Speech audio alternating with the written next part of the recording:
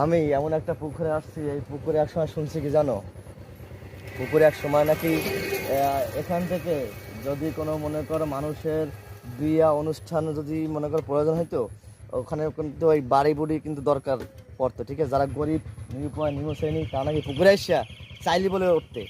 তার জন্য আসলাম, আইসা পুকুরটা একটা ভিডিও করলাম। ওকে, তোমাদেরও দেখার সুযোগ পেয়ে দিলাম। আমার কাছে আসলে এই জিনিসটা বিশ্বাসযোগ্য না, বুঝছো? আমি জানি না 200 বছর আগে 300 বছর আগে যা কি ছিল কি হয়েছে, হতেও পারে, ঠিক আছে? তুমি কি বলো? বুঝছো? এই আর কিছু না, মন খারাপই পারে। এখন দেখি পরবর্তীতে কোন জায়গায় যাই এরকম অদ্ভুত নাকি দৃশ্য উঠানো যায় এবং তোমাদেরকে দেখার সুযোগ কি দেওয়া যায় নাকি?